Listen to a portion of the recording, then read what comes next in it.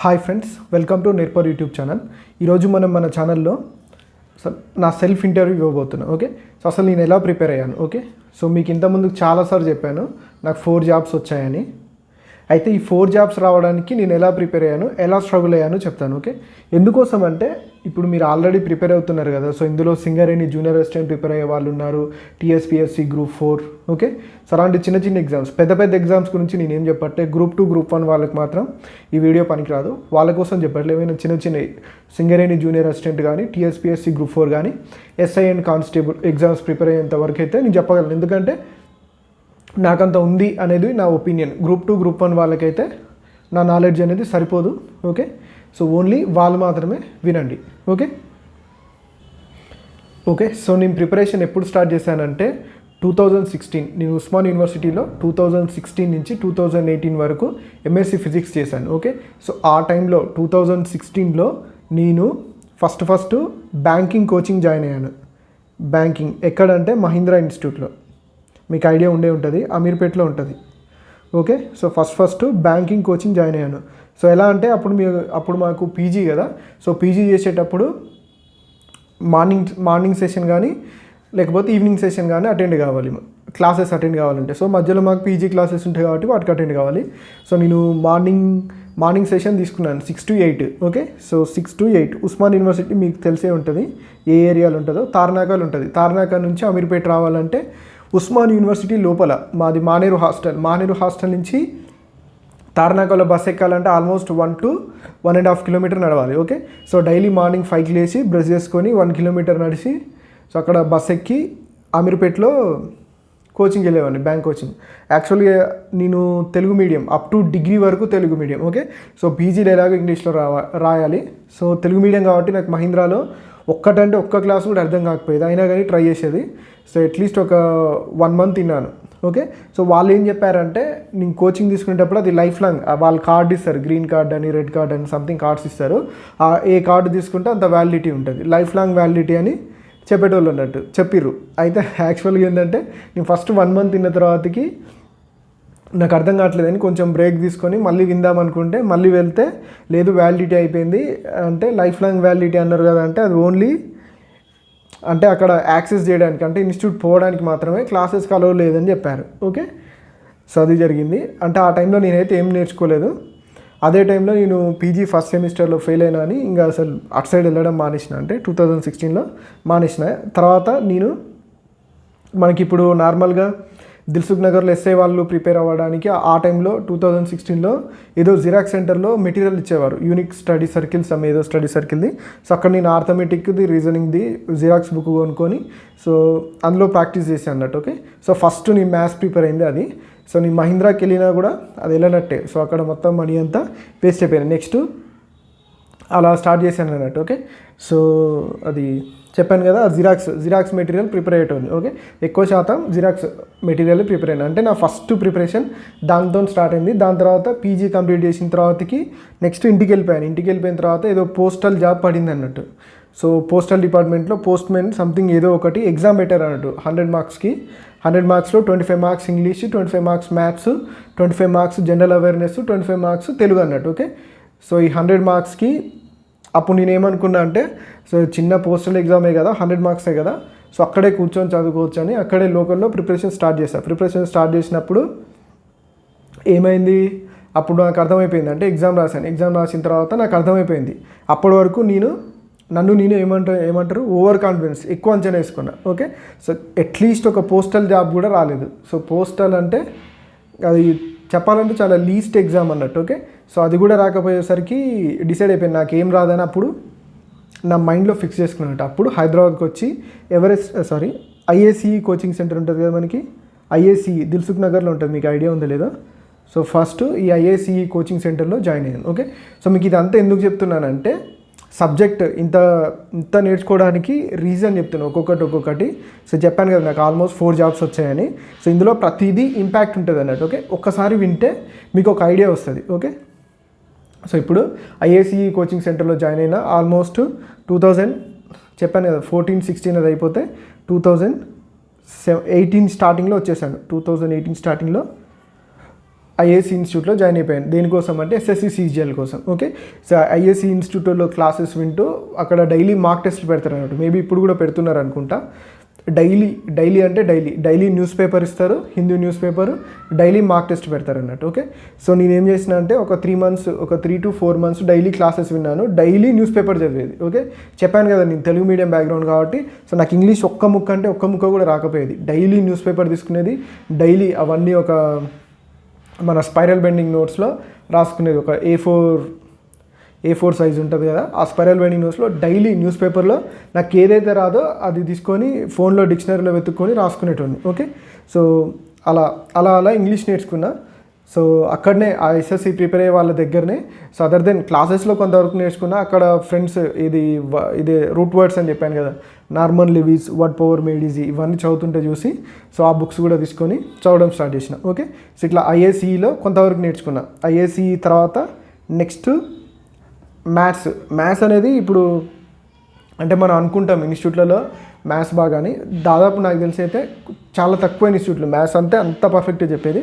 So ఇన్స్టిట్యూట్లో చెప్పారు కానీ నాకు సేమ్ ఏ ఇన్స్టిట్యూట్ పోయినా కూడా ఒకే కథ, ఏదో చెప్తారో ఒక చాప్టర్లోంచి 50 to 60 క్వశ్చన్స్ ఎక్స్ప్లెయిన్ చేస్తారు. సో అవి ఎక్స్ప్లెయిన్ ఎండేలోపు మనం ఎంతవరకు నేర్చుకున్నామో మనకే అర్థం కాదు. సో నెక్స్ట్ ఈ గ్యాప్లో నాకు రాకేష్ యాదవ్ బుక్ గురించి తెలిసిందన్నట్టు. Okay, so Rakesh Yadav class notes మీరు వినే ఉంటారు. ఓకే, సో నెక్స్ట్ ఇది తెలవగానే ఆల్మోస్ట్ ఇప్పుడు అప్పట్లో 300-400 ఉండే నేను కొనుక్కున్నప్పుడు ఆ బుక్. ఓకే, సో అది కూడా బ్లాక్లో అంటే వాళ్ళు ఏంటంటే అమెజాన్లో రిలీజ్ చేసిన బుక్, బ్లాక్లో స్పైరల్ బైండింగ్ అమ్మేవారు. సో అది కొనుక్కున్నాను నేను. రాకేష్ యాదవ్ డైలీ మార్నింగ్ లేవగానే ప్యూర్ మ్యాథ్స్ చేసేవాడిని, ఆఫ్టర్నూన్ టైంలోనేమో ఆర్థమెటిక్ చేస్తుండే, ఆర్థమెటిక్ ప్యూర్ మ్యాథ్స్ రిపీటెడ్లీ చేసినట్టు. ఓకే, సో నెక్స్ట్ స్టెప్ నాకు మ్యాథ్స్కి ఏంటంటే రాకేష్ యాదవ్ ఇన్స్టిట్యూట్ నాకైతే మ్యాక్సిమం యూజ్ అవ్వలేదనే చెప్పాలి మ్యాథ్స్ విషయంలో. Okay, so only Rakesh Yadav book. First మీకు చెప్పాను కదా, ఒకటి జిరాక్స్ మెటీరియల్, అది తర్వాత రాకేష్ యాదవ్ మెయిన్ బాగా యూజ్ అయింది నాకు. ఇక్కడ ఐఏసీ నాకు దేనికోసం యూజ్ అయిందంటే మార్క్ టెస్ట్లు. ఓకే, సో ఇక్కడ నేర్చుకున్న మొత్తం ఇది లైఫ్ లాంగ్ యాక్సెస్ అన్నట్టు వీళ్ళు ఇచ్చారు. ఇది చెప్పాలంటే ఐఏసీ ఇచ్చారు, ఇంతకుముందు చెప్పిన మహీంద్రా నాకు ఇవ్వలేదు. ఐఏసీ వాళ్ళు లైఫ్ లాంగ్ యాక్సెస్ అన్నారు, లైఫ్ లాంగ్ యాక్సెస్ ఇచ్చారు. ఓకే, సో నెక్స్ట్ ఐఏసీలో జాయిన్ అయ్యాను.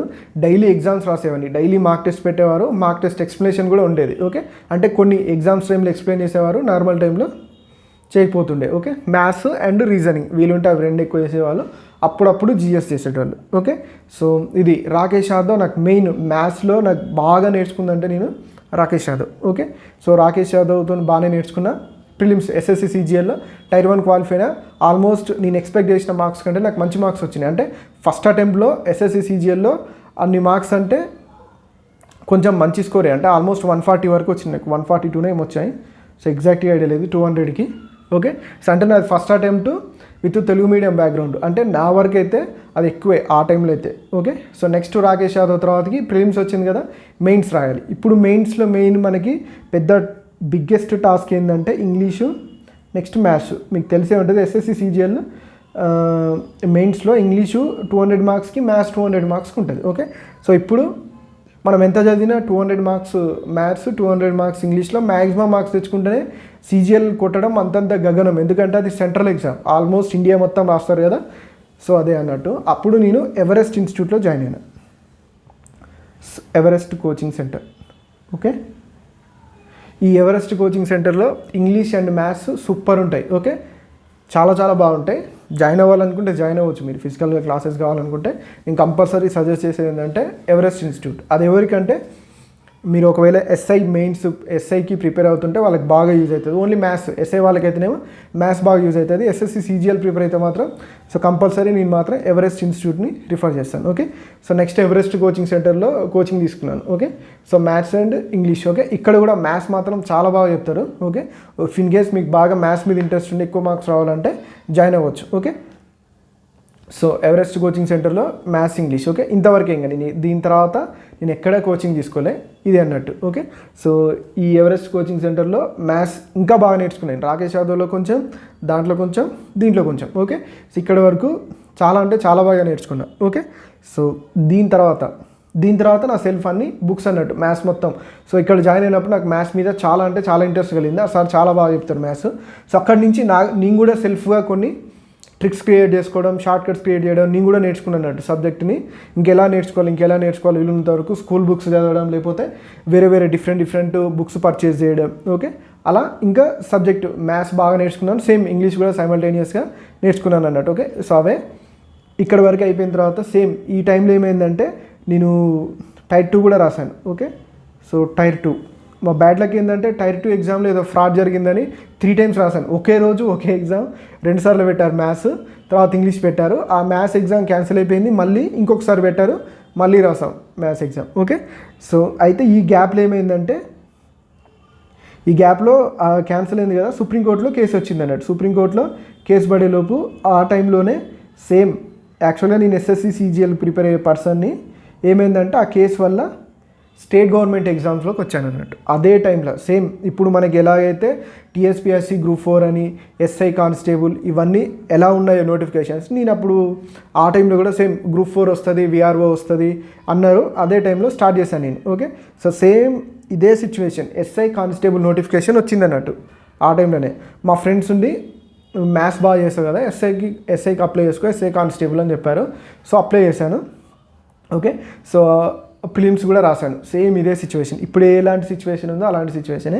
ప్రిలిమ్స్ కూడా రాశాను. నాకు మంచి మార్క్స్ వచ్చినాయి. అంటే కంపారిటివ్లీ డైరెక్ట్ SIకి ప్రిపేర్ అయ్యే వాళ్ళకి, కానిస్టేబుల్ డైరెక్ట్ దాని మీదే ఫోకస్ చేసి ప్రిపేర్ అయ్యే వాళ్ళకంటే నాకు కొంచెం మంచి మార్క్స్ వచ్చినాయి. అంటే మన చుట్టుపక్కల ఫ్రెండ్స్లో, ఓకే, అందరికంటే వచ్చినాయని ఏం చెప్పట్లే, చుట్టుపక్కల ఫ్రెండ్స్ మ్యాక్సిమం సర్కిల్ మొత్తంలో మంచి మార్క్స్ వచ్చినాయి అన్నట్టు. ఓకే, సో అప్పుడు నాకు కొంచెం కాన్ఫిడెన్స్ వచ్చింది, చదివితే నాకు స్టేట్ గవర్నమెంట్ జాబ్స్ కూడా వస్తాయని. ఓకే, సో అప్పుడు నేను SSCకి ప్రిపేర్ అయిన దాంట్లో ఇంగ్లీషు, మ్యాథ్స్, రీజనింగ్, ఇండియాకి సంబంధించిన సిలబస్ అనేది కామన్ కదా. ఓకే, సో ఇప్పుడు ఓన్లీ తెలంగాణకు సంబంధించిన సిలబస్ చదవడం స్టార్ట్ చేసిన.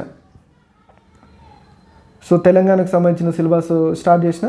ఫస్ట్ నాకు SI రాసిన, కానిస్టేబుల్ ప్రిలిమ్స్ రాసిన, కానీ నాకు కొంచెం హైట్ తక్కువ ఉంటుంది. ఓకే, సో ఒక 1 centimeter 2 centimeters తేడా వస్తుంది కాబట్టి ఈవెంట్స్కి నేను అటెండ్ కాలేదు కాబట్టి VRO రాసిన ఫస్ట్. దాని తర్వాత ఫస్ట్ పెట్టిన ఎగ్జామ్ VRO. సో VRO నాకు 105 106 వచ్చినాయి, ఎగ్జాక్ట్గా ఐడియా లేదు. ఓకే, ఇందులో కూడా మనకు ప్లస్ పాయింట్ ఏంటంటే ఈసారి VRO ఎగ్జామ్లో 75 మ్యాథ్స్, రీజనింగ్, 75 GS పెట్టారు. ఓకే, సో మళ్ళీ మంచిగా మ్యాథ్స్లో స్కోర్ చేస్తున్నాయని. నా బ్యాడ్ లక్ ఏంటంటే, సో మా డిస్టిక్లో ఏంటంటే కొంచెం కాంపిటీషన్ ఎక్కువ ఉంటుంది, ఉమ్మడి నల్గొండ జిల్లా కాబట్టి అప్పుడు. సో VRO 1 or 2 మార్క్స్లో మిస్ అయినట్టుంది మేబీ. సో మిస్ అయింది అది 1 mark కానీ 2 marks కానీ. ఓకే, సో సేమ్ ఇదే టైంలో మళ్ళీ TSPSC Group 4 పంచాయత్ సెక్రటరీ ఇవి 2 నోటిఫికేషన్స్ వచ్చినాయి. ఓకే, సో నాకు ఇక్కడున్న ఎక్స్పీరియన్స్తోని అంటే మనకు తెలిసిపోయింది కదా 105 106 అంటే అప్పుడు మన కీ పేపర్ చూసుకుంటే మనకు అర్థమైపోయేది మనకు జాబ్ వస్తుందా రాదా అనేది ఆల్మోస్ట్ ఒక ఐడియా వచ్చేస్తుంది కాబట్టి. సో అప్పుడు నేను మెయిన్ పంచాయత్ సెక్రటరీ మీద ఎక్కువ ఫోకస్ చేసిన. ఎందుకు అంటే పంచాయత్ సెక్రటరీలో 2 papers డిఫరెంట్ పేపర్స్ ఇంతకుముందు చదవండి. ఇప్పుడు ఈ TSPSC Group 4లో ఒక పేపర్ మ్యాథ్స్, రీజనింగ్, ఇంగ్లీష్ అంటే ఆల్రెడీ నేను చదివేసి ఉన్నది. ఇంకొక పేపర్ ఏంటిది మనకి GS. ఓకే, సో ఆ GS ఎట్లాగో మన పంచాయత్ సెక్రటరీ చదివేటప్పుడు చదవాల్సింది. సో నేను ఫోకస్ మొత్తం పంచాయత్ సెక్రటరీ మీద చేసిన. సో ఆల్మోస్ట్ పంచాయత్ సెక్రటరీ ఎగ్జామ్కి, Group 4 ఎగ్జామ్కి ఒక 2-3 days తేడా అంతే. ఓకే, సో అలా ఉంది కాబట్టి పంచాయత్ సెక్రటరీ ఫోకస్ చేసిన. ఇంకొక విషయం ఏంటంటే నోటిఫికేషన్ వచ్చిన తర్వాత ఓన్లీ 25 to 30 days టైం ఇచ్చారనుకుంటా, నాకు బాగా గుర్తుంది. ఈ 25 to 30 daysలోనే చదవాలి. సేమ్ ఇప్పుడు మీరు చదువుతున్నారు కదా, ఇప్పుడు మీరు సింగరేణి జూనియర్ అసిస్టెంట్ చదువుతున్నారు కదా, సేమ్ అదే సిచ్యువేషన్. ఓకే, ఇది ఈ టైంలోనే మనం బాగా చదవగలుగుతాం. నిజంగా చెప్పాలంటే కరెక్ట్గా ఎగ్జాక్ట్లీ మన ఫోకస్ ఒక 30 days పెట్టగలిగితే ఈజీగా జాబ్లోకి వెళ్ళిపోతాం. మనం ఇప్పుడు ఎక్కువ రోజులు ఉంటే ఏమైందంటే డీవియేట్ అవుతుంటాం. తక్కువ రోజులు ఉందనుకో పర్ఫెక్ట్ కాన్సన్ట్రేషన్ దాని మీదే ఉంటుంది, కొట్టేసుకొని వెళ్ళిపోతాం. ఓకే, సో ఇదైతే నాకు మంచిగా అనిపించింది. ఓకే, సో ఇలా నేను పంచాయత్ సెక్రటరీ రాశాను, పంచాయత్ సెక్రటరీ వచ్చింది. Group 4 రాశాను, Group 4 వచ్చింది. సో పంచాయత్ సెక్రటరీ పోస్టింగ్ ముందు ఇచ్చారు కాబట్టి పంచాయత్ సెక్రటరీలో జాయిన్ అయిపోయాను. సో మీకు ఆల్రెడీ తెలిసిందే పంచాయత్ సెక్రటరీలో ఏమవుతుంది, వర్క్ ప్రెషర్ ఎక్కువ ఉంటుంది. సో వర్క్ ప్రెషర్ ఎక్కువ ఉంటుంది కాబట్టి అదే టైంలో నేను న్యూస్ పేపర్లో TSSPDCLకి సంబంధించిన ఒక నోటిఫికేషన్ వస్తుంది అని న్యూస్ చదివాను అన్నట్టు.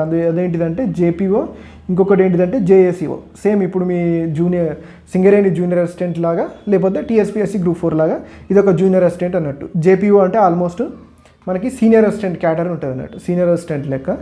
ఓకే, సో కాకపోతే శాలరీస్, వర్క్ బాగుంటుంది అన్నట్టు SPDCL. ఓకే, కాకపోతే కంపెనీ ప్రైవేటైజ్ అవుతుందని ఒక చిన్న భయం కానీ.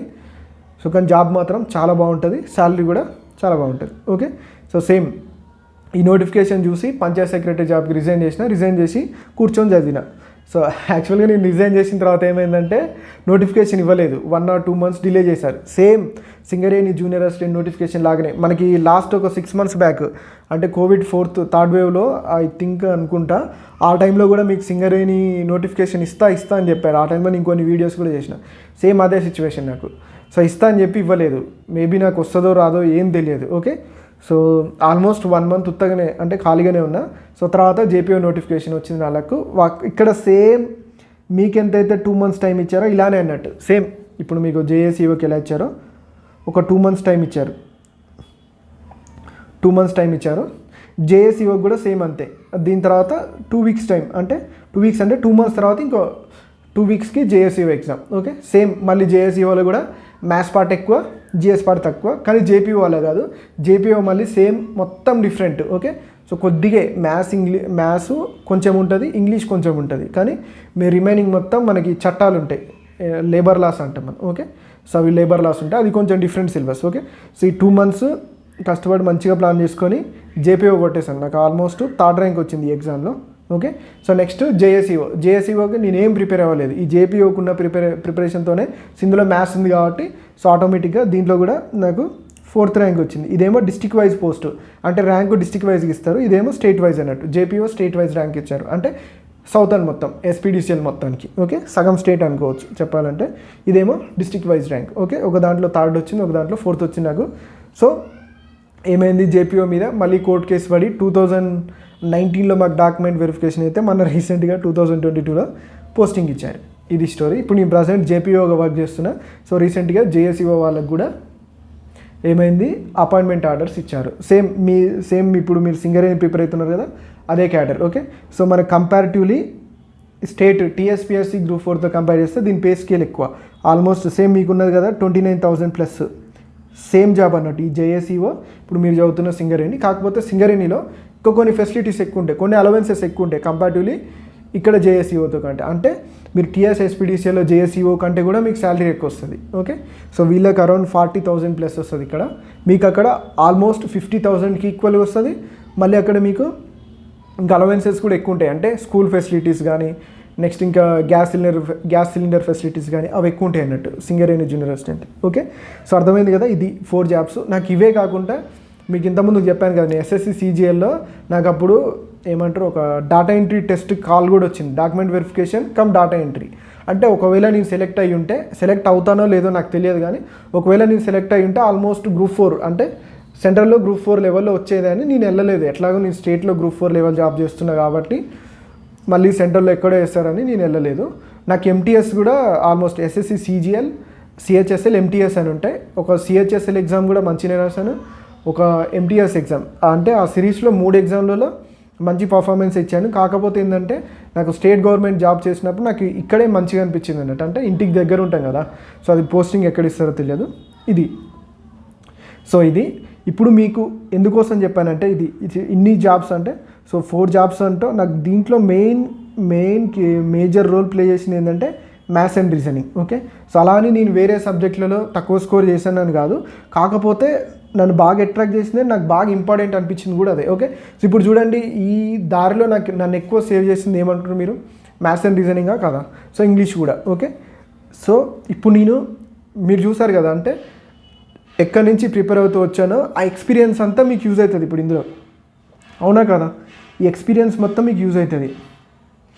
సెకండ్ థింగ్ ఏంటంటే మీరు కోచింగ్ సెంటర్లో జాయిన్ అవ్వచ్చు. కోచింగ్ సెంటర్లో జాయిన్ అయితే మెయిన్ ఏముంటుందంటే, సో అది రైట్ ఆర్ రాంగా నాకు తెలియదు, కానీ సో ఎక్కువ శాతం ఏంటంటే వాళ్ళకి జస్ట్ క్లాసెస్ చెప్పడమా, ఒక సిలబస్ అంటే వాళ్ళు ఏదో చెప్పిన సిలబస్ కంప్లీట్ చేసినామా లేదా అనేది మాత్రమే ఉంటుంది. అలా వింటే మీకు ప్రొఫెషనల్గా అనిపిస్తుంది, కానీ నాకైతే నా వరకు నేను దాన్ని బ్రేక్ చేయాలని మాత్రమే ఈ యూట్యూబ్ ఛానల్ కానీ యాప్ కానీ స్టార్ట్ చేశానట్టు. ఓకే, సో నా మెయిన్ థింగ్ ఏంటంటే ఇప్పుడు నేను ఒక మ్యాథ్స్ అనే సబ్జెక్ట్ నేర్చుకోవడానికి ఇప్పుడు ఇంత ట్రావెల్ చేశాను కదా ఫస్ట్ నుంచి. సో ఇప్పుడు వచ్చే స్టూడెంట్స్కి ఆ ప్రాబ్లం రావద్దు అనేది నా మెయిన్ కోరిక అన్నట్టు, అట్లీస్ట్ మ్యాథ్స్ రీజనింగ్లో. ఓకే, సో మొత్తం నేను ఒక్కరిని చేయలేకపోవచ్చు, అట్లీస్ట్ మ్యాథ్స్ రీజనింగ్ ఇంగ్లీష్ కూడా. ఎందుకంటే సో రూరల్ బ్యాక్గ్రౌండ్ నుంచి వచ్చిన వాళ్ళకి ఇంగ్లీష్ నేర్చుకోవడం అనేది చాలా కష్టం. ఓకే, సో ఆ కష్టం నేను ఫేస్ చేసాను కదా, మీకు చెప్పాను కదా నేను ప్రతిరోజు హిందూ న్యూస్ పేపర్ చదివేవాడిని. ఓకే, సో అందుకోసమే main maths, reasoning, English. Okay, so remaining కూడా నేను చెప్పగలను, నాకు నమ్మకం ఉంది. కాకపోతే గ్రూప్ 4 లెవెల్లో నెక్స్ట్ ఇది మీకు ఇప్పుడు సింగరేణి జూనియర్ అసిస్టెంట్ ఈ లెవెల్లో చెప్పగలను. ఓకే, సో ఇది దాటితే నేను చెప్పలేను, నాకు తెలుసు. గ్రూప్ 2కి గ్రూప్ 1కి మీరు చెప్పమన్నా నేను చెప్పాను. ఓకే, ఈ లెవెల్లో నేను చెప్పగలను. ఎస్ఐ వాళ్ళకు కూడా నేను మ్యాథ్స్, రీజనింగ్ అయితే 100% చెప్పగలను. జిఎస్ చెప్తా అని నేను ఏం చెప్పట్లేదు. ఓకే, సో యాజ్ ఏ గైడ్గా గైడ్ చేయగలను, కాకపోతే జిఎస్లో. ఓకే, సో నాకు ఎస్ఐ జిఎస్లో కూడా నాకు మంచి స్కోర్ వచ్చినాయి. జనరల్ సైన్స్ యాక్చువల్గా ఎస్ఐ వాళ్ళ general science, SSC general science match అయితే అన్నట్టు. ఓకే, నాకు ఐ థింక్ కానిస్టేబుల్లోనో ఎస్ఐలోనో నాకు తెలిసి కానిస్టేబుల్ టఫ్ వచ్చింది అన్నారు ప్రిలిమ్స్. 30 out of 30 వచ్చినాయి నాకు అది దేంట్లో జనరల్ సైన్స్. నేను కీ పేపర్ చూసుకుంటే మ్యాక్సిమం అంటే 30-20 నాకు ఐడియా లేదు. సో ఎన్ని వచ్చినాయి అంటే జనరల్ సైన్స్ నుంచి ఎన్ని క్వశ్చన్స్ వచ్చినాయి అన్ని క్వశ్చన్స్ రైట్ అయిపోయినాయి నాకు. ఓకే, సో అలా అంటే ఇది ఏంటంటే ఎక్స్పీరియన్స్. ఈ మ్యాథ్స్, రీజనింగ్, ఇంగ్లీష్ ఇన్స్టిట్యూట్లో చెప్తారు. ఓకే, సో నేను చెప్పాను కదా చాలా తక్కువ ఇన్స్టిట్యూట్లు ఉంటాయి అట్లా అంటే ఒక స్టూడెంట్కి హెల్ప్ చేసే విధంగా. సో అందులో ఒకటి ఎవరెస్ట్ ఇన్స్టిట్యూట్. ఆ ఎవరెస్ట్ ఇన్స్టిట్యూట్లో కూడా మ్యాథ్స్ బాగుంటుంది. ఎందుకు అంటే సేమ్ అక్కడ కూడా అంతే, అక్కడ మ్యాథ్స్ చెప్పే ఫ్యాకల్టీ ఆయన ఆల్రెడీ ఎస్ఎస్సి సిజిఎల్ జాబ్ కొట్టిన పర్సన్ అన్నట్టు. ఓకే, సో జాబ్ కొట్టిన వాళ్ళ ఎక్స్పీరియన్స్ అనేది కొంచెం డిఫరెంట్గా ఉంటుంది. ఎందుకంటే ఎగ్జామ్లో ఊరికేనైతే రావు కదా, మనం ఎంత నేర్చుకున్నా కూడా ఎగ్జామ్ పోయి ఒక ఎగ్జామ్ క్రాక్ చేసినామంటే అదంత ఈజీ ఏం కాదు ఇప్పుడున్న లెవెల్ ఆఫ్ కాంపిటీషన్లో. ఓకే, సో పాత అంటే ఓకే, ఇప్పుడు కాంపిటీషన్స్ ఎట్లున్నాయో మనకు తెలుసు. ఓకే, సో ఇందులోనే నేను మళ్ళీ గ్రూప్ 1 కూడా ప్రిపేర్ అవుతున్నాను ఇప్పుడు. ఓకే, సో గ్రూప్ 1 ప్రిపేర్ అవుతున్నాను. సో మేబీ జూలై నుంచి నేను లీవ్స్ పెట్టుకుంటాను. లీవ్స్ కూడా మాకు ఎట్లా అంటే స్టార్టింగ్లో ఎవరికైనా ఎట్లుంటుంది అంటే ఒక లాంగ్ లీవ్ అంటే ఒక 2 months 3 months అలా పెట్టుకోవాలంటే శాలరీ రాదన్నట్టు. ఓకే, సో ఇప్పుడు నేను కూడా వితౌట్ పే లీవ్ పెట్టుకుంటాను. సో ఈ గ్యాప్లో నా థాట్ ఏంటంటే ఈ గ్యాప్లో నేను ఎలాగూ ఇప్పుడు జిఎస్ చదువుకుంటాను కదా, నేను అదే జిఎస్ని స్టూడెంట్స్కి యూజ్ అయ్యే విధంగా అంటే గ్రూప్ 4 వాళ్ళకి యూజ్ అయ్యే విధంగా క్లాసెస్ చేద్దామని సో యాప్ లాంచ్ చేశాను. ఓకే, సో నేను ఎలాగూ ప్రిపేర్ అవుతున్నాను, ఎలాగూ లీవ్ తీసుకుంటున్నాను కాబట్టి సో నా లక్ ఏంటంటే ఇదే టైంలో సింగరేణి నోటిఫికేషన్ వచ్చింది. అది మీకు లక్కే నాకు లక్కే. ఓకే, సో అందుకే వీటి క్లాసెస్ చేయాలని నేను డిసైడ్ అయ్యాను. ఓకే, సో అయితే అంటే చాలామందికి ఏంటంటే యూట్యూబ్లోనే పెట్టచ్చు కదా సార్ మరి యాప్ ఎందుకు అంటే, సో ఏమైపోయిందంటే నేను స్టార్టింగ్లో అసలు యూట్యూబ్ ఛానల్ స్టార్ట్ చేసిందే ఫ్రీగా క్లాసెస్ పెట్టడానికి. కాకపోతే ఏమైపోయిందంటే సేమ్ సింపుల్గా చెప్పాలంటే మీకు ఒక చిన్న డిఫరెంట్ చెప్తా చూడండి. గవర్నమెంట్ స్కూల్ ఉంది, ప్రైవేట్ స్కూల్ ఉంది. Government school, private school. Okay, so మీరు చెప్పండి ఎక్కువ శాతం మీరు ఏది ప్రిఫర్ చేస్తారు, ప్రైవేట్ స్కూలా కదా? ఎందుకు అంటే అదంతే ఇంకా జనాలకి ఫ్రీగా వస్తుందంటే దాని మీద ఒక సీరియస్నెస్ ఉండదు. నెక్స్ట్ థింగ్ ఏంటంటే అకౌంటబిలిటీ మిస్ అవుతుంది. ఓకే, సో ఇప్పుడు ఈ గవర్నమెంట్ స్కూల్లో టీచర్స్ ఉన్నారు కదా, సో గవర్నమెంట్ స్కూల్ టీచర్స్ దగ్గర టాలెంట్ లేదని మీరు అనుకుంటారా? అది అబ్జల్యూట్లీ రాంగ్. మీరు చెప్పండి ఒక గవర్నమెంట్ టీచర్ జాబ్ రావాలంటే అంత ఈజీనా? కాదు. సో గవర్నమెంట్ జాబ్ రావాలంటే అది టీచర్ జాబ్ అంటే అసలు అది చాలా టఫ్. ఓకే, సో మీరు ఉండి తెలుస్తుంది మీకు. అదే ప్రైవేట్ స్కూల్లో టీచర్ జాబ్ రావడం చాలా ఈజీ. ఓకే, మీరు బీఎడ్ చేస్తుంటే పోయి జాయిన్ అయిపోవచ్చు, BEd MSc BEd. Okay, so అయినా సరే జనాలు గవర్నమెంట్ స్కూల్లో వదిలేసి ప్రైవేట్ స్కూల్కి ఎందుకు పోతున్నారంటే అకౌంటబిలిటీ ఒకటి, సమ్ సీరియస్నెస్, ఇంకా అదొక మిత్ అన్నట్టు జనాలలో. ఓకే, సో నేను స్టార్ట్ చేయడం ఫ్రీగానే స్టార్ట్ చేశాను. సో నేను ఫ్రీగా స్టార్ట్ చేసినప్పుడు నా వీడియో ఎప్పుడు మినిమం 500 వ్యూస్ కూడా రాలేదు. సో మీరు ఫ్రీగా వినాలనుకుంటే ఇప్పటికి కూడా మన ఛానల్లో చాలా అంటే చాలా వీడియోస్ ఉంటాయి. మీరు ఫ్రీ కంటెంట్ బోలెడ్ ఉంటుంది, మీరు నేర్చుకోవచ్చు. ఓకే, సో అలా అయినా వినొచ్చు, ఇలా అయినా వినొచ్చు, మీ ఇష్టం. ఓకే, సో మీకు తెలుసు ఆల్రెడీ మనం ఒక యాప్ లాంచ్ చేసినాం, నేర్పరి టీఎస్పిఎస్సి ఏపీపీఎస్సి అని. ఓకే, ఇందులో నా మెయిన్ గోల్ ఏంటంటే సో ఒక స్టూడెంట్ అనేవాడికి ఎక్కువ ప్రాబ్లం. ఇప్పుడు నేను చెప్పాను కదా, నేను మ్యాథ్స్ అనేది నేర్చుకోవడానికి రకరకాల బుక్స్ ఆల్మోస్ట్ ఒక 2-3 years టైము ఇంకా చాలా వేస్ట్ అయిపోయినాయి. నా ఆలోచన ఏంటంటే సో ఆల్రెడీ నేను అవన్నీ నేర్చుకున్నాను కదా, సో ఆ ఎక్స్పీరియన్స్ని స్టూడెంట్స్కి షేర్ చేస్తే సో వాళ్ళకి యూజ్ అవుతుంది కదా. సో ఒక single platform at least maths, reasoning, English కన్నా క్రియేట్ చేయాలనుకున్నా. సో అందుకోసమే నేను స్టార్ట్ చేశాను. ఓకే, సో రిమైనింగ్ నేను చెప్పనని కాదు, అవి కూడా చెప్తాను. కానీ నాకున్న కొద్ది టైంలో కంపల్సరీ రీచ్ కావచ్చు అన్న నమ్మకం ఉన్న సబ్జెక్ట్స్ నాకు ఇవి. సో మిగతావి కూడా అవుతాను. ఇప్పుడు నేను ఆఫీస్కి వెళ్తున్నాను కాబట్టి కొంచెం కష్టం. జూలై 1 నుంచి నేను లీవ్లో పోతున్నాను, అంటే 2-3 డేస్ ఉండే కదా, జూలై 1 వీక్లో మొత్తం అందరికీ అన్ని ఇచ్చేసి సో లీవ్లోకి వచ్చేస్తున్నాను కాబట్టి అప్పుడు నాకు చాలా టైం ఉంటుంది. ఓకే, నాకు నచ్చినప్పుడు చదువుకుంటా, సో బోర్ కొట్టినప్పుడు సేమ్ నేను ఏదైతే చదువుతానో అదే క్లాసెస్ చేస్తే మీకు యూజ్ ఉంటుంది, నాకు యూజ్ ఉంటుంది. ఓకే, సో అది నా ప్లాన్. మెయిన్ ఏంటంటే ఇదే నేను చెప్పాను కదా, నా ఎక్స్పీరియన్స్ అనేది.